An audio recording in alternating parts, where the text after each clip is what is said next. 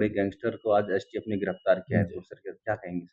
देखिए देश के प्रधानमंत्री नरेंद्र मोदी जी के प्रयासों से और हमारे मुख्यमंत्री नायब सिंह जी के प्रयास से चाहे हरियाणा हो चाहे देश हो, इसमें दोनों ही जगह हमारी आंतरिक सुरक्षा के साथ-साथ बाहरी सुरक्षा भी सुनिश्चित हो, सुरक्षा लोगों की मजबूत हो, इसके बारे में लगातार कदम उठाए जा रहे हैं। तो प्रधानमंत्री जी के नेतृत्व में जितने भी इस प्रकार के गैंगस्टर दुनिया के किसी भी कोने में बैठे हैं, एक-एक करके संबंधित सरकारों से चर्चा करके उनके सहयोग से उनको देश में लेकर के आया जाता है और फिर संबंधित प्रदेशों में उनको सौंप दिया जाता है। जैसे आज हरियाणा के कुख्यात गैंगस्टर को अमन को हरियाणा एसटीएफ के हवाले किया गया है। निश्चित रूप से ये हरियाणा सरकार की और भारत सरकार की बड़ी कामयाबी है।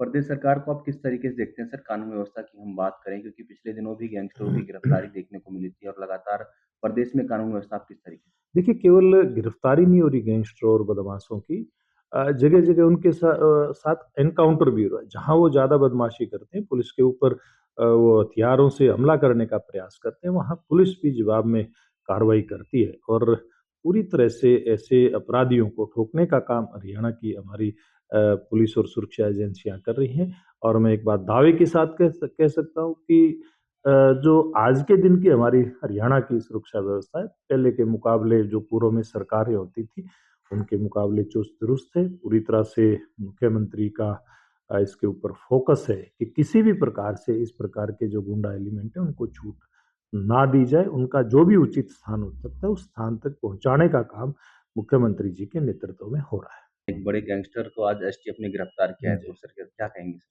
देखिए देश के प्रधानमंत्री नरेंद्र मोदी जी के प्रयासों से और हमारे मुख्यमंत्री नायब सिंह जी के प्रयास से चाहे हरियाणा हो चाहे देश हो, इसमें दोनों ही जगह हमारी आंतरिक सुरक्षा के साथ-साथ बाहरी सुरक्षा भी सुनिश्चित हो, सुरक्षा लोगों की मजबूत हो, इसके बारे में लगातार कदम उठाए जा रहे हैं। तो प्रधानमंत्री जी के नेतृत्व में जितने भी इस प्रकार के गैंगस्टर दुनिया के किसी भी कोने में बैठे हैं, एक-एक करके संबंधित सरकारों से चर्चा करके उनके सहयोग से उनको देश में लेकर के आया जाता है और फिर संबंधित प्रदेशों में उनको सौंप दिया जाता है। जैसे आज हरियाणा के कुख्यात गैंगस्टर को अमन को हरियाणा एसटीएफ के हवाले किया गया है। निश्चित रूप से ये हरियाणा सरकार की और भारत सरकार की बड़ी कामयाबी है।